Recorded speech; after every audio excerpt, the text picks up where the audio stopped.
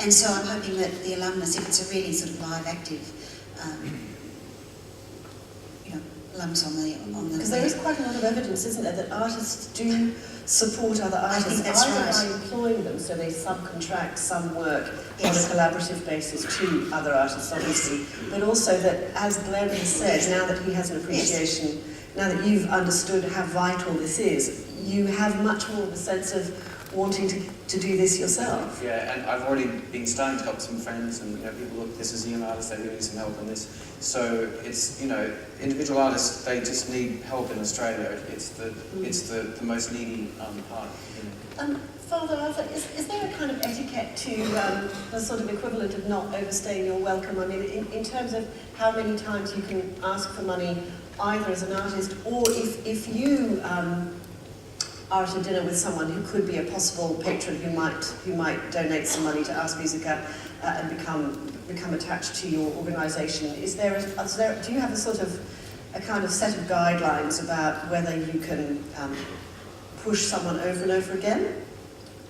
I am a great believer in pushing over and over again. I don't think, for me, one-off grants work. Because we know that anything you've got to do is going to take a period of time. Whether that time is actually reading and writing and studying, or reflection, or taking time out to review what you've studied and learned, which means you've got to eat, you've got to travel, you've got to be accommodated. So I want those young men and women that I have associated with to continue to be supported by us and to ask, not to be afraid to ask, and therefore it goes both ways. I'm never afraid then to ask my collaborators to go on doing what they do so well. But I just want to go back to technology. For the first 10 years of Ars Musica, I deliberately avoided a website because I feared an avalanche of people seeking support, more than I could deal with. But I've learnt that it is a valuable tool because it has the stories of some of the men and women we have supported and what they've done and where they've gone. And that's inspiring. And it tells you about our directors, it tells you how you can apply.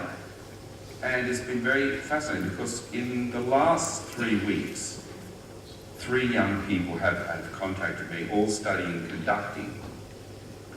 One in St. Petersburg, one in Vienna, and one in Jerusalem. And they're fantastic. And it's been a pleasure to begin a journey with them. And they're hidden away. So if they hadn't had the opportunity to look at the electronic communications, we might never have met. And just to go back to that, sorry. Can I just come in on one-off grants? I think it's wonderful Father Arthur does, and to be able to do that, to follow someone through, and once they've finished, to keep going. Obviously, trust. We do give one-off grants. Occasionally, some people might get 2, but I still think, you made the point, well, perhaps our grants are fairly small, but if someone's given $5,000 or $7,000, as I say, it's coming in at the right time. And the message we get back from our grant recipients is that, obviously they go overseas for professional development, they're doing courses, they improve their skills, they make new contacts, new networks. But one of the messages that we keep getting is that at this early stage that someone believed in them, someone believed in them, and now they have this confidence, and that confidence takes them to the next stage. So although our grants are, $5,000, $7,000, often one-off, I think that the work they do and that coming in at that vital stage, and confidence is a huge thing in an artist's life. Well, I can do this, I can ask, I can do a course. What do you think, though, about whether grants are more useful at the beginning of someone's career, like Glen, or mid-career? Because we're talking a lot about tuition, we're talking a lot about development of skills, but there is also another step up, isn't there, That's at a certain point for mid-career artists who are so often forgotten? Yeah, well, as I say, the Cultural Trust, we look after emerging artists. We've also had for the last 10 years our music commissions, where we have a grant of 20,000 to an emerging composer and 80,000 to an established composer. And that's now finished, and we're looking at a new art practice to support. But one of the things that we're looking at is whether we should also be coming in mid-career. Because I think often at mid-career people, perhaps they might have families, they might have a lot more responsibilities. It's perhaps more onerous financially for them. And so our team at the Cultural Trust, we're actually looking, is that somewhere we should come in? Because I think emerging, established, and that middle ground is often a little bit forgotten.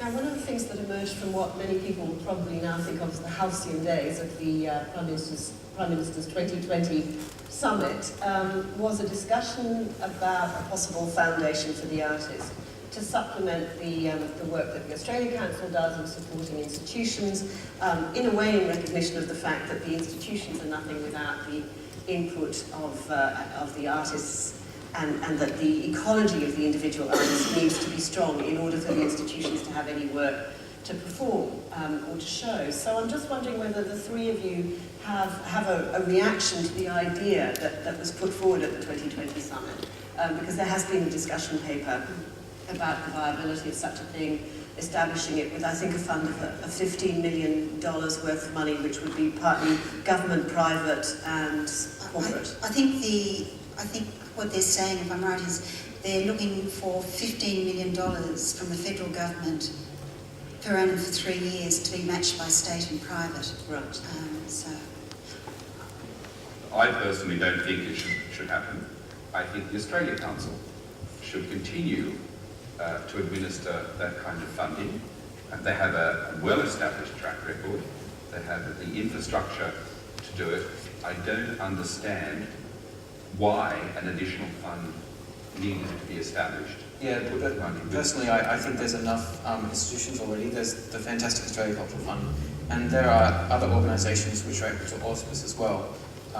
So, I think if the funds can be found, that's fantastic. But I think, Can I just say, I think the paper has served a good purpose though, because I think it's highlighted one of the things since the mid-90s, that the amount of funding for individual artists has dropped. More funding has gone to organisations. And I think whether it happens or not, it's good to have that discussion. I think they're going to have a feasibility study. And whether they would get federal government funding and state and foundations coming in, I don't know. But I think the report has highlighted some of the issues being faced by individual artists. But I think for the individual artists right now, from my experience in the last 3 years, I've found that the least funding comes from the government. For me, there's no undergraduate study support, it's only postgraduate for the skills and arts development, and that's $5,000 maximum, and you can only get one of them even if you do get it. And then the next is, I'd say, philanthropic foundations, but by far the biggest potential, I think, for individual artists is individual donors, and just going out there and, people who can just, that's the biggest potential, because there's more freedom, and you've got a greater chance, I think, to inspire them personally. So one good tactic is, if you're putting on an exhibition or a concert or something, to hand out these donation flyers from the Australia Cultural Fund. And there's lots of techniques that you can do like that. That's really where I found by far the most support for me in the end.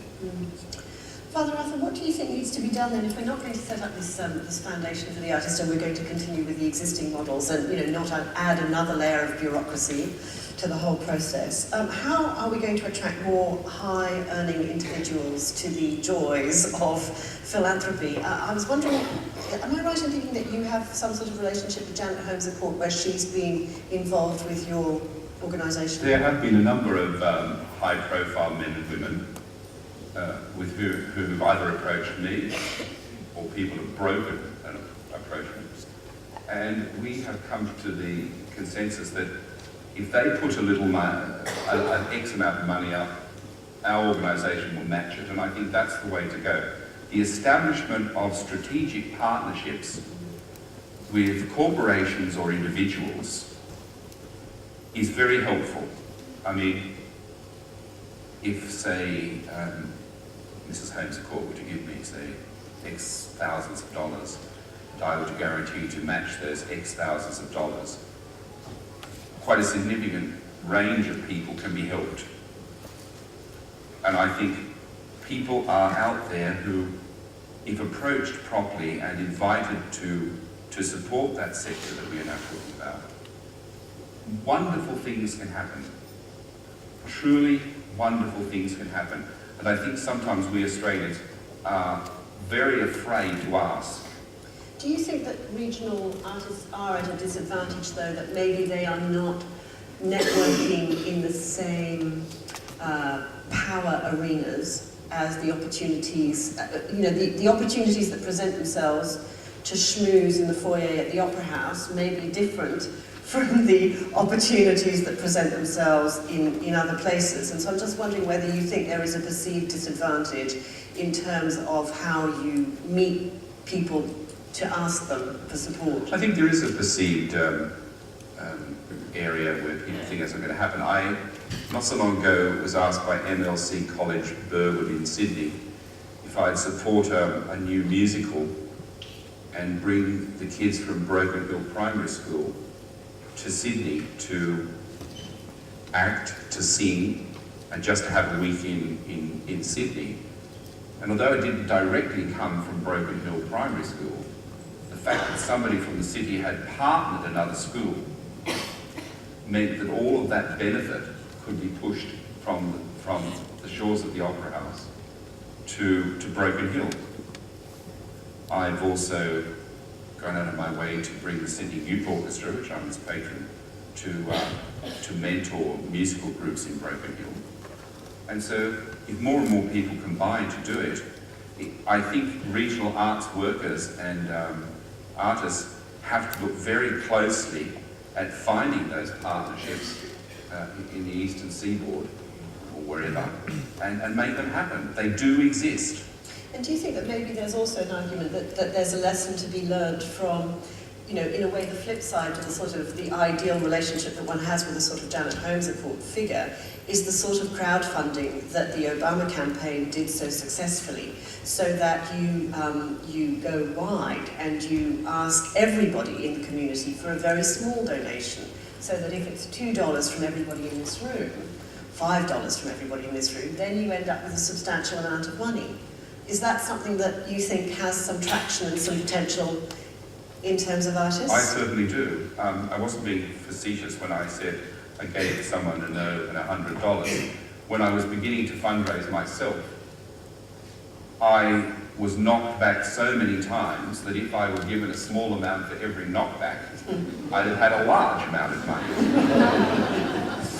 Or, because I was a priest, the boss invited me to lunch and took me out and spent $300 on the lunch to tell me no. I'd given me the money and not the lunch, I'd have probably looked better and felt better. When you said the boss, I just assumed you meant God. Silly me. He's not quite as generous as the boss of Coca-Cola Amatil. Hallelujah. But I think if you live in a small place and you ask people, would you help me in this direction? And you can go and play for them or sing for them or draw them a picture or pot them a pot, you'll be surprised the response you get.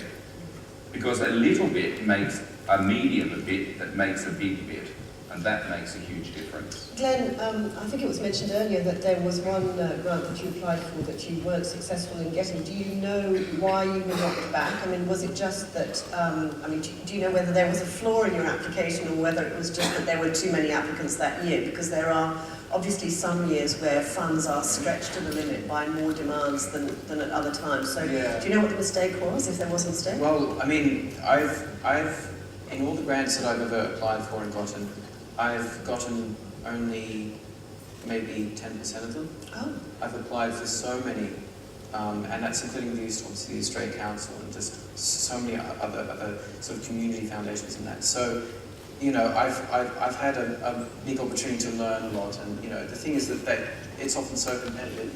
But some of the mistakes I've learned again have really, when I started out, I found this grant in some foundation.